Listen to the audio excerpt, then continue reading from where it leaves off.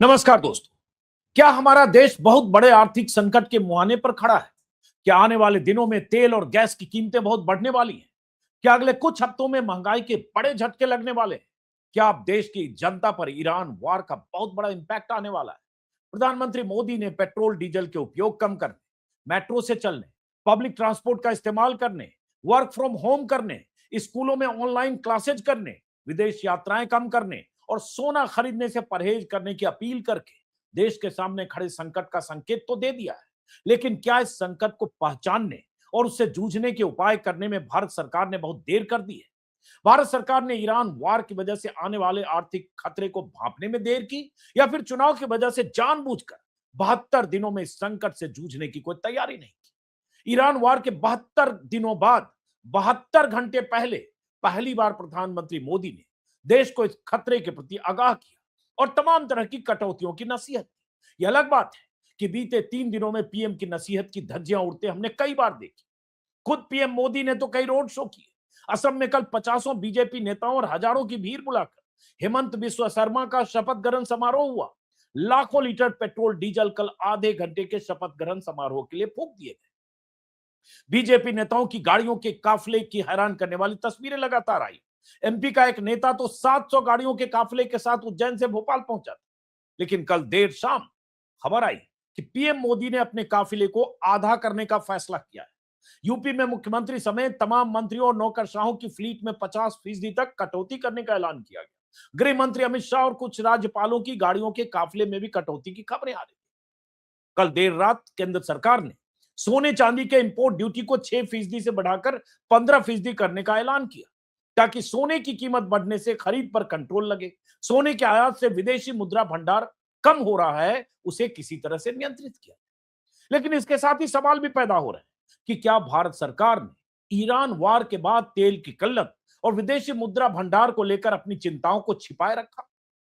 अब जब हालात बेकाबू हो गए और राज्यों में चुनाव हो गए, तब जनता से त्याग की उम्मीद लेकर प्रधानमंत्री मोदी सामने आ गए। जब दुनिया के 80 से ज्यादा देशों ने वार के शुरुआती हफ्तों में ही ईंधन की कटौती के लिए तमाम तरह के उपाय कर लिए, तो भारत सरकार चुनाव खत्म होने का इंतजार क्यों करती है? कल ही देश के एक बड़े उद्योगपति और कोटक महिंद्रा बैंक के संस्थापक उदय कोटक ने कहा है कि हमें बहुत बुरे और मुश्किल दौर से गुजरने के लिए तैयार रहना चाहिए। हमने अब तक 2 महीनों में युद्ध का असर नहीं देखा है, लेकिन अब शौक आने वाला है। उन्होंने कहा, बहुत बड़ा शौक आने वाला है। रिपीट किया उन्होंने। उदय कोटक ने कहा कि अब तक जनता पर ईरान वार का असर नहीं पड़ा है, क्योंकि तेल कंपनियों ने शॉक ऑब्जर्वर की तरह काम किया। लेकिन अब ईंधन की कीमतों को लेकर बहुत बड़े झटके के लिए तैयार रहना होगा। तो ये पैनिक की स्थिति बीते 3 दिनों में क्यों आई? सरकार ने इसकी तैयारी पहले क्यों नहीं की? और अब ये पैनिक की स्थिति में जिस तरह की खबरें आ रही है, उसका अंजाम क्या होने वाला है? देश की जनता पर अगले कुछ हफ्तों में क्या प्रभाव पड़ने वाला है? गरीब लोग, आम लोग, जिनके लिए 1,500 रुपए भी मायने रखते हैं, जिनके लिए मोटरसाइकिल में तेल भराना, स्कूटी में तेल भराना भी मायने रखता है, उन्हें किस तरह की महंगाई और किस तरह की ईंधन की बढ़ती कीमतों से जूझना पड़ेगा?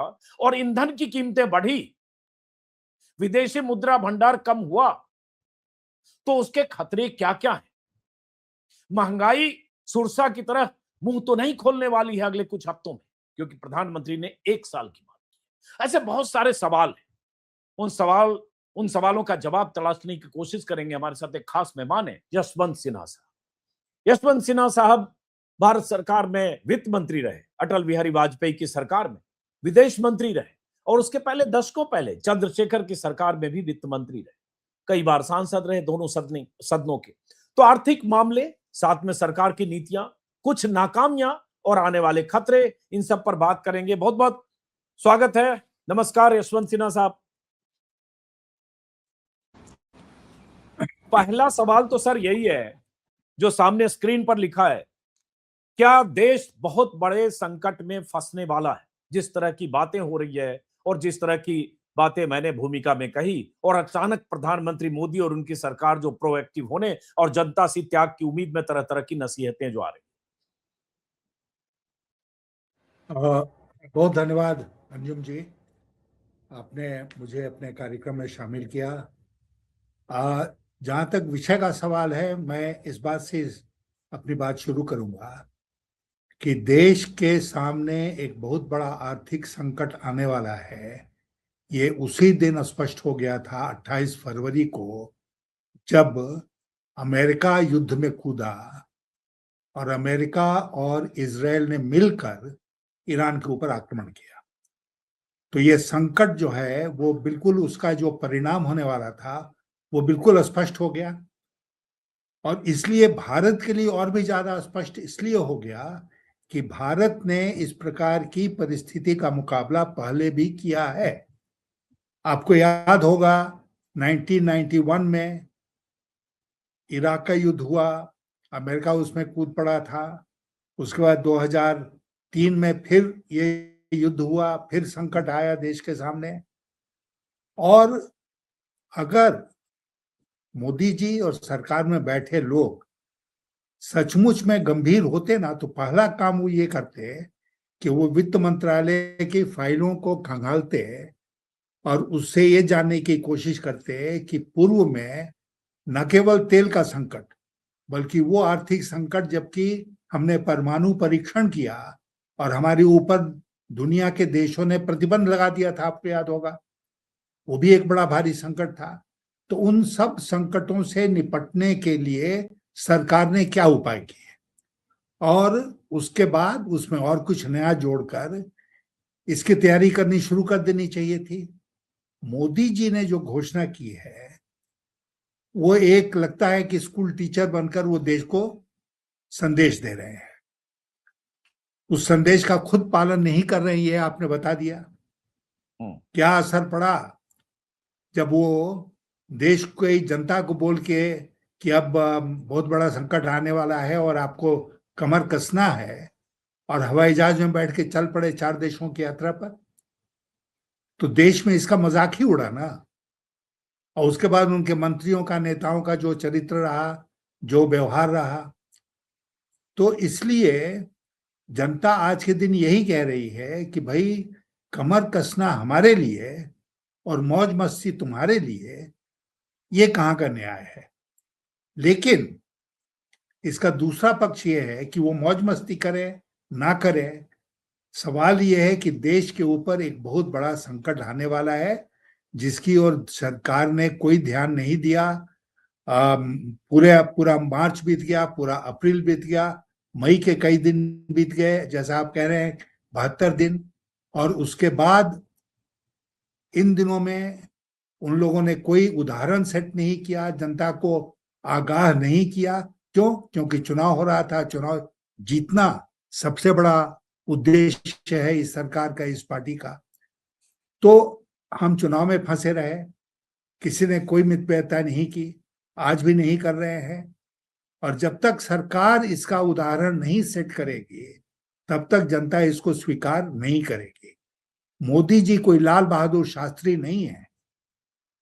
मोदी जी जिस तरह की पोशाक पहनते हैं और जो चश्मा पहनते हैं, पॉकेट में जो पेन रखते हैं, क्या दुनिया देश की जनता नहीं जानती है को कहाँ के बने हुए हैं और कितना खर्च उस पर होता होगा।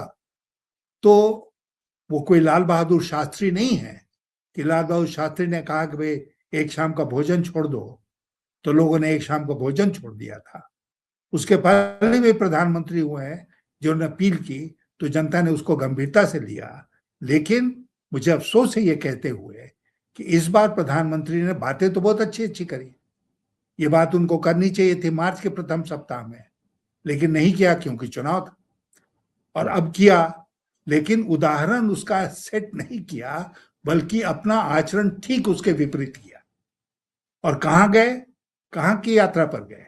वो जा रहे हैं फिनलैंड, वो जा रहे हैं नॉर्वे, वो जा रहे हैं हॉलैंड, और वो रास्ते में इटली रुकते हुए आएंगे। अब ये तीनों देश जो है उत्तर यूरोप के देश है, गर्मी में बहुत अच्छा ठंडा रहता है यहाँ पर, तो बढ़िया है, घूम घाम के आए। प्रधानमंत्री इटली की हैं, उनसे मिल लेंगे, बहुत अच्छा लगेगा उनको, तो घूम के आइए। अब क्या है, जो हमको भुगतना है, देश की जनता को भुगतना है, भुगतेगी। सरकार से हम कोई उम्मीद नहीं रखे। हम्म।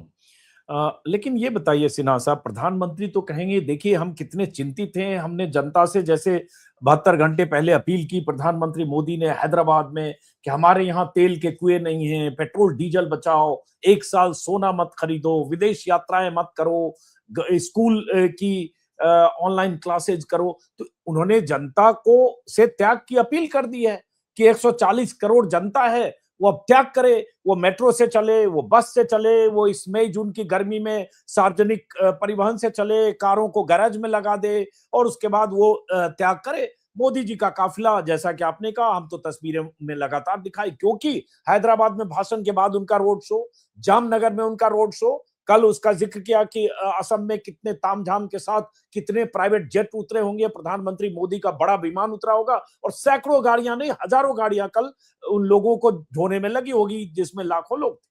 लेकिन अब उन्होंने कह दिया, जनता की जिम्मेदारी तय कर दी। तो मैं आपसे समझना चाहूंगा, एक वित्त मंत्री के तौर पर रहे हैं आप वाजपेयी सरकार में 2002 से 2004, और उसके पहले जिस दौर का आपने जिक्र किया 91, उस दौर के भी आप चश्मदीद रहे। तो अब मैं उस खतरे को भांपना चाहता हूं आपके जरिए, जिस खतरे को भारत सरकार ने छिपा रखा है और वो आने वाले दिनों में, जैसे उदय कोटक मैंने इसलिए जिक्र किया सर, क्योंकि एक कारोबारी आदमी अगर ये बोल रहा है कि बहुत बड़ा शौक आने वाला है, बहुत बड़ा शौक, और इस शौक के लिए तैयार रहिए, तो इसका मतलब अभी तक जो छिपाया गया चुनाव की वजह से, अब वो खतरा आने वाला है। तो क्या हो सकता है? देखिए, उदय कोटक ने बिल्कुल सही कहा, और जो भी जानकार लोग हैं वो इस बात को जानते थे कि बहुत बड़ा संकट आने वाला है।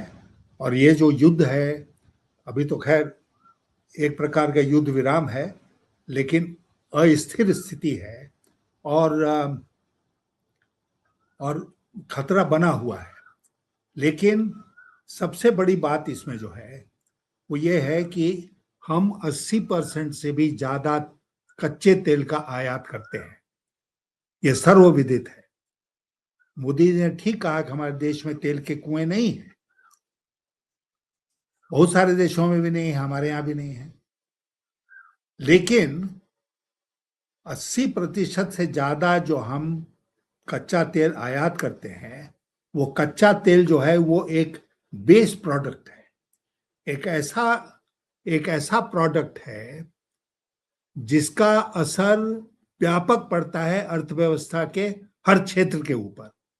क्योंकि जो तेल रिफाइन होता है वो केवल हवाई जहाज और मोटर और ये चलाने में, मोटरसाइकिल चलाने में नहीं खर्च होता है, उसका ज्यादा खर्च होता है इंडस्ट्री में, उद्योग धंधे में। और उस तेल की कीमत बढ़ जाती है दो कारणों के चलते, आपको याद रखना पड़ेगा।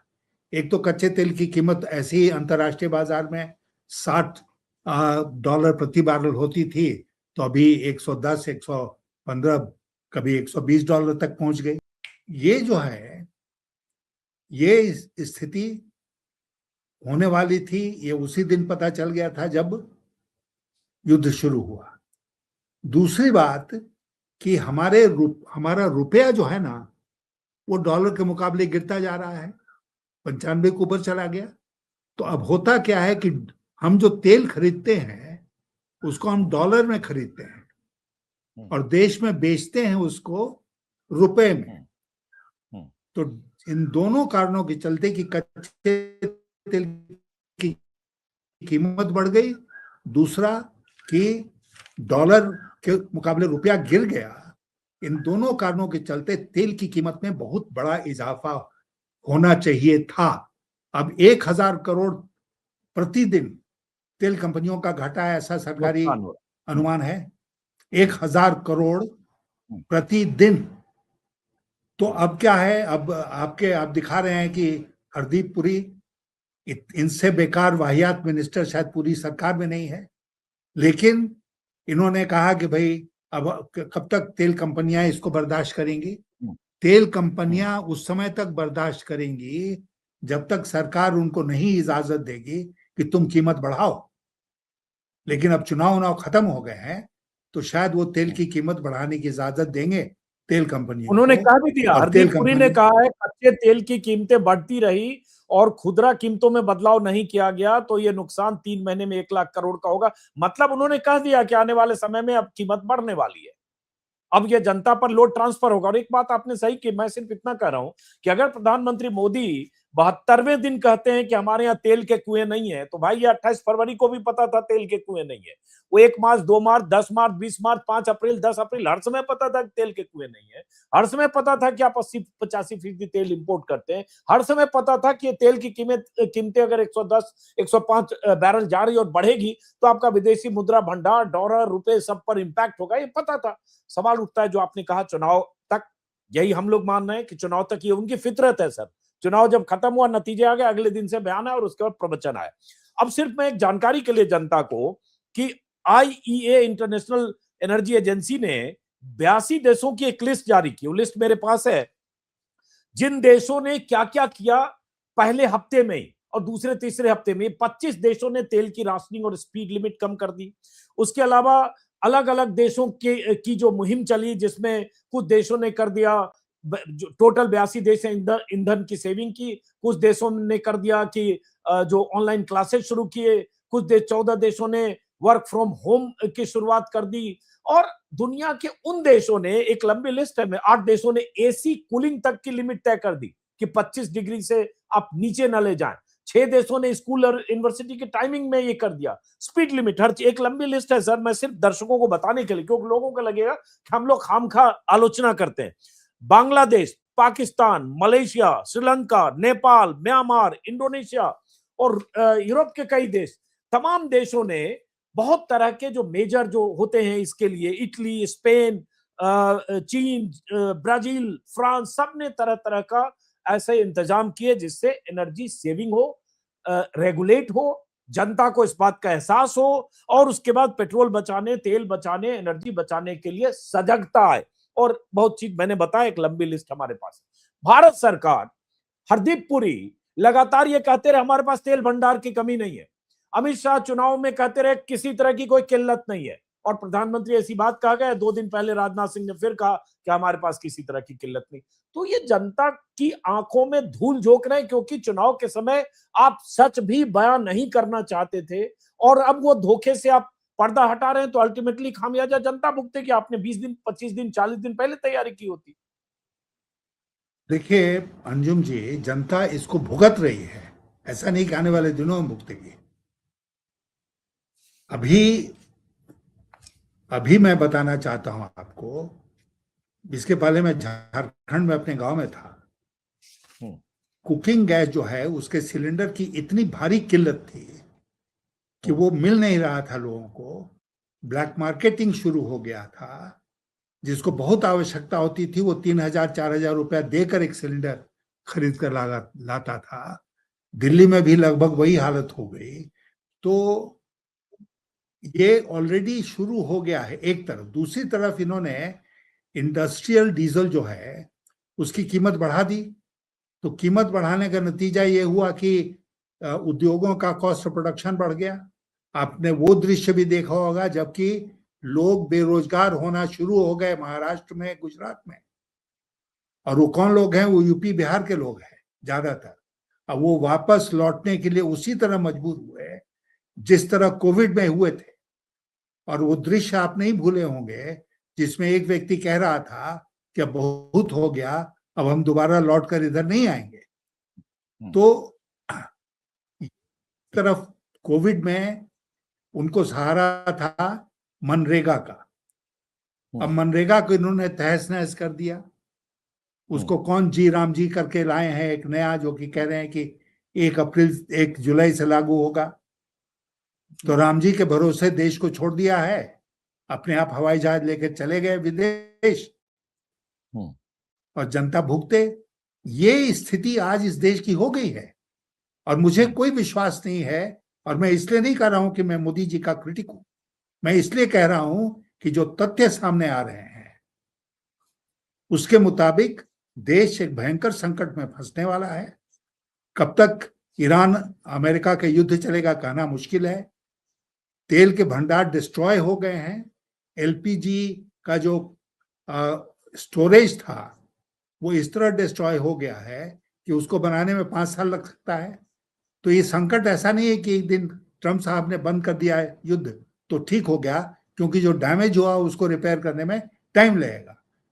और इसी बीच में दुनिया के सारे देशों को इसके लिए तैयारी करनी पड़ेगी, और आपने वो बता भी दिया अपने श्रोताओं को कि कौन कौन सी तैयारी कितने देशों ने की है।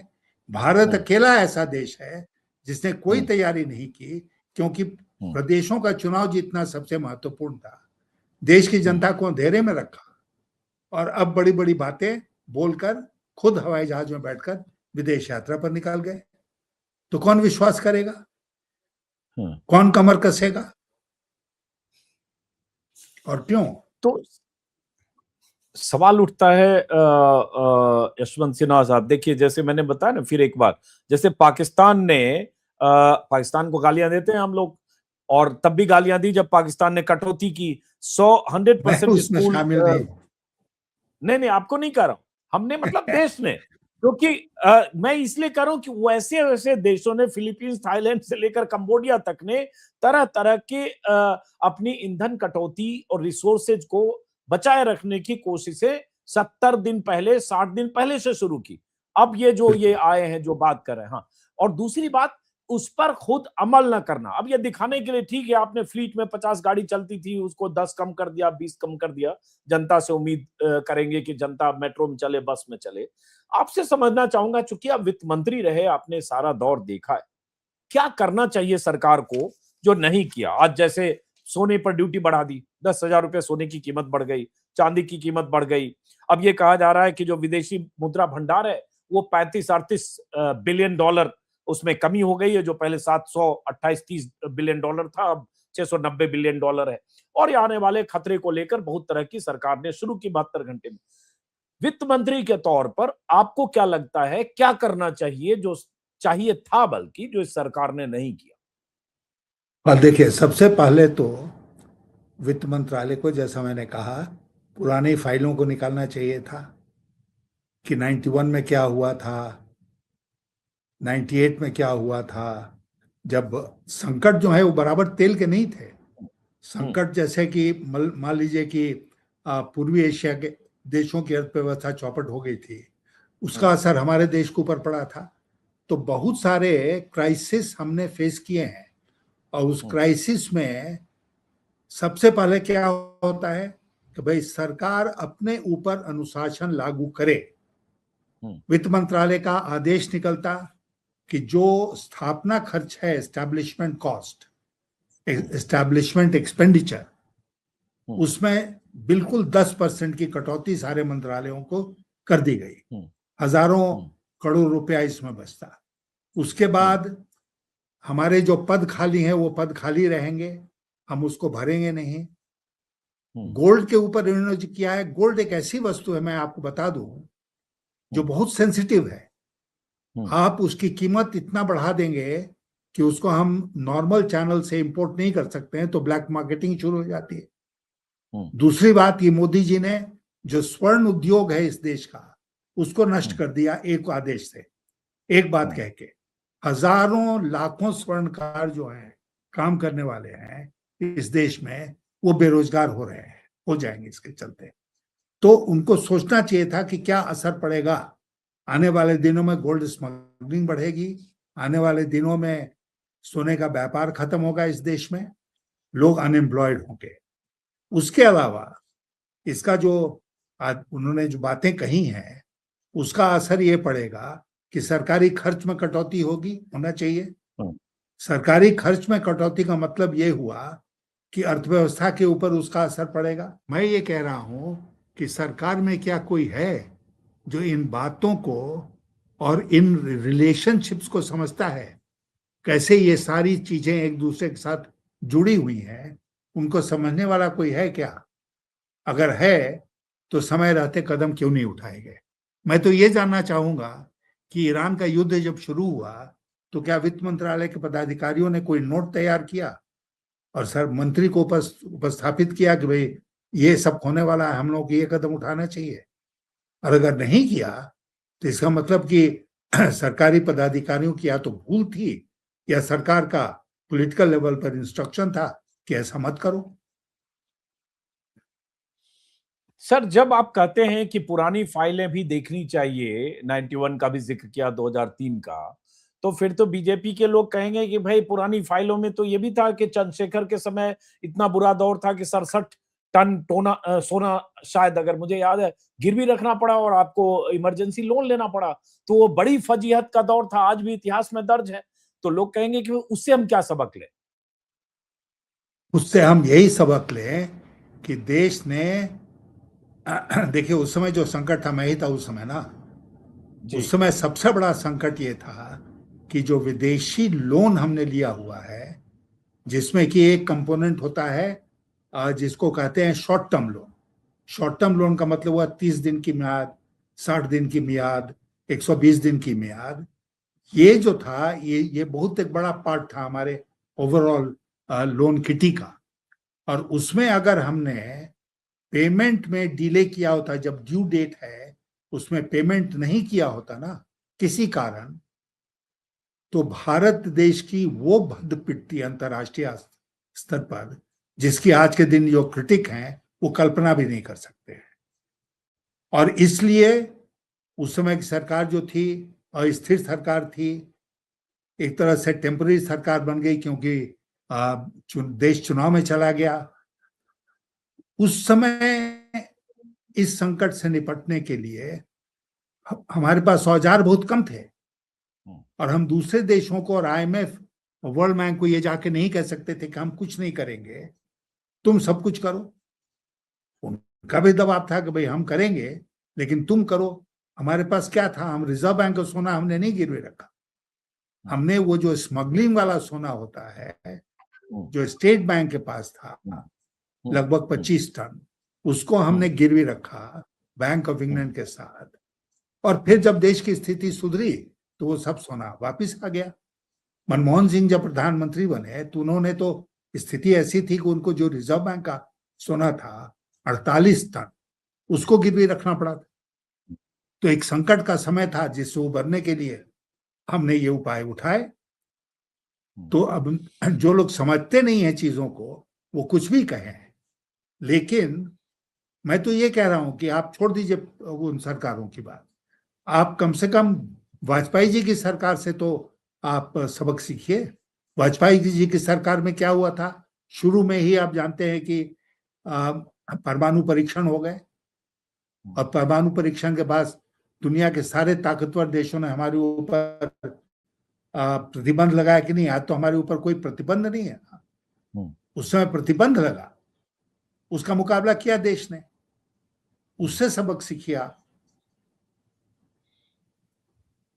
तो अब यशवंत सिन्हा साहब, चूंकि इसका जो भुगतना पड़ेगा हम सबको, खासतौर से लोअर मिडिल क्लास गरीब लोगों को, हम पर हो सकता है उस तरह से इम्पैक्ट ना आए 6-8 रुपए अगर डीजल पेट्रोल बढ़े, लेकिन 6-8-10 रुपए बढ़ जाए तो किसान जो गांव में खेती करते हैं वो, या तमाम ऐसे करोड़ों लोग हो सकते हैं उस दायरे में। और सिर्फ उसी सही आपने कहा, सिर्फ ऐसा नहीं है कि स्कूटी, मोटरसाइकिल या ट्रैक्टर में डीजल और पेट्रोल की कीमतें बढ़ने से असर होगा। सब चीज, पूरा फूड प्रोडक्ट से लेकर हर तरह के प्रोडक्ट, चूंकि महंगाई होगी तो हर चीज, सब्जी फल से लेकर खाना पीना, कोई चीज ऐसा नहीं है जिस पर इम्पैक्ट नहीं होगा। तो बड़े दूरगामी प्रभाव होंगे। हम जैसे लोगों पर हो सकता है कम हो, लेकिन देश की करोड़ों, भाई 80 करोड़ लोग आज भी हैं ना जो 5 किलो अनाज के लिए आपको भगवान मानकर उनमें से बहुत बड़ी तादाद में वोट देते हैं। तो इसका मतलब 5 किलो अनाज भी मायने रखता है इस देश में 80 करोड़ लोगों के लिए। उन पर बहुत असर पड़ेगा। तो मैं ये समझना चाहूंगा, अब सरकार को क्या करना चाहिए? अगर हम फ्यूचरिस्टिक बात करें कि अब जो आपने 72 दिन बिता दिए, गंवा दिए, उसके बाद आप क्या करें जिससे स्थितियां बेहतर, क्योंकि ट्रंप की सनक, उस पर कोई नियंत्रण है नहीं। ईरान से जो रिश्ता था, इस सरकार ने, भाई आप अवेयर होंगे, 2019 तक आप ईरान से सस्ता तेल लेते थे, 60 दिन से 90 दिन का क्रेडिट मिलता था, यूको बैंक में अकाउंट था, बदले में ईरान यहां से सामान खरीदता था। उस दोस्ती को, रिश्ते को आपने ट्रंप के नाम पर कुर्बान कर दिया। अब ट्रंप इतना टर्म डिक्टेट करता है कि रूस से आप तेल 1 महीने खरीदे या ना खरीदे, ये भी अनुमति पत्र जो है वो ट्रंप देता है। तो अब सरकार क्या करे? अब सरकार क्या करे? सबसे पहले तो सरकार को कहना चाहिए कि ट्रंप मुक्त भारत बनाओ। ये बहुत ट्रम्प के अच्छी बात आदेश पर हम जब आपने कि ट्रम्प मुक्त भारत, सही बात। हाँ, पहले तो हम ट्रम्प के सामने भगवान के वास्ते आप उसकी गुलामी मत कीजिए, आप उसकी गुलामी छोड़ दीजिए। उसको खुश करने का जो लगातार प्रयास आप करते रहे उसको छोड़िए। और आप जो एक सॉवरेन नेशन है, उस सॉवरेनिटी को बचाकर आप दुनिया में मजबूती के साथ खड़े होइए और कहिए कि भाई हमको जहां से सस्ता तेल मिलेगा हम लेंगे, रूस से भी लेंगे, अगर जरूरत पड़ी तो और देशों से लेंगे, ईरान से भी लेंगे। ये कहने की हिम्मत होनी चाहिए। दूसरी बात कि देखिए, पूर्व में जब ये क्राइसिस आया है ना, तो क्या हुआ है, ये हुआ है कि तेल की कीमत बढ़ी। मैं इसके पक्ष में नहीं हूं कि पेट्रोलियम कंपनीज के ऊपर सारा भार डाल दिया जाए, बल्कि मैं तो यहां तक कहूंगा कि जब हम लोग सरकार में थे और अटल जी की सरकार थी, तो हम लोगों ने ये तय किया था कि हम पेट्रोलियम कंपनी को वही आजादी देंगे जो दुनिया के दूसरे देशों में उनको मिलता है। क्या आजादी है कि पेट्रोल पंप पर प्रतिदिन उस दिन की बाजार भाव को देखते हुए वो तय करेंगी कि प्रति लीटर पेट्रोल या डीजल की कीमत क्या होगी। तो एक दफा बढ़ाने की जरूरत नहीं पड़ेगी, थोड़ा बढ़ेगा थोड़ा घटेगा। यह आदेश लागू हो गया था। यूपी की सरकार आई तो उसने इसको दरकिनार कर दिया, फिर उसके बाद मोदी सरकार ने भी इसको नहीं पूछा। तो अब पेट्रोलियम कंपनीज के ऊपर, जैसा हरदीप पुरी ने कहा, 1,000 करोड़ का घाटा शुरू हो गया है। इसको 3 वे डिवाइड करना चाहिए इस बार को। पहले भी ये कर चुके हैं। नंबर 1, पेट्रोलियम कंपनीज कुछ बर्दाश्त करेंगी। दूसरा, सरकार कुछ बर्दाश्त करेगी। सरकार कैसे करेगी? एक्साइज ड्यूटी में कमी लाकर, और कुछ जो है 1/3 वो आप कंज्यूमर को कहिए कि भाई हम लोगों ने ये भार उठाया है, अब तुम 1/3 का भार तुम उठाओ। इस प्रकार करके आप तेल का जो ये संकट है प्राइस का, उससे आप बच सकते हैं। सारा भार जनता के ऊपर देंगे, गलत होगा। सारा भार आप पेट्रोलियम कंपनीज के ऊपर देंगे, गलत होगा। तो इसलिए इसको 3 वे डिवाइड करना चाहिए। पहले भी ये हो चुका है। और दूसरी बात कि हमको भविष्य में कहां से, अगले 30 दिनों में हमको कहां सबसे सस्ता तेल मिलेगा, वो हमको एक स्पॉट मार्केट होता है और एक फ्यूचर मार्केट होता है। तो हमको फ्यूचर मार्केट में जाकर कहां सस्ता तेल मिलेगा उसको पता करना चाहिए, वहां से सस्ता तेल खरीदने का प्रयास करना चाहिए। चलिए, तो अब देखते हैं सरकार क्या करती है। दूसरी बात, ये जो मेजर है सर, जो ये कहा गया कि भाई प्रधानमंत्री ने अपनी फ्लीट आधी कर दी, या अमित शाह ने अपनी फ्लीट कम कर दी, या योगी आदित्यनाथ ने अपनी फ्लीट कम कर दी, काफिला जो 50 गाड़ियों का काफिला होता है, क्या ये सब आप दिखावटी मानते हैं, या वाकई इसमें गंभीरता है और इस सब से असर पड़ेगा और जनता इसी तरह से फिर मेट्रो और बस और सार्वजनिक परिवहन का इस्तेमाल करने लगेगी और इससे कुछ तेल रिजर्व कंट्री में बचेगा? देखिए, प्रधानमंत्री, मुख्यमंत्री और उनके मंत्री कितने काफिले में चलते हैं वो बहुत महत्वपूर्ण नहीं है। उन्होंने आधा कर दिया, इसका भी कोई महत्व नहीं है। यही महत्व है कि एक संकेत दिया जनता को।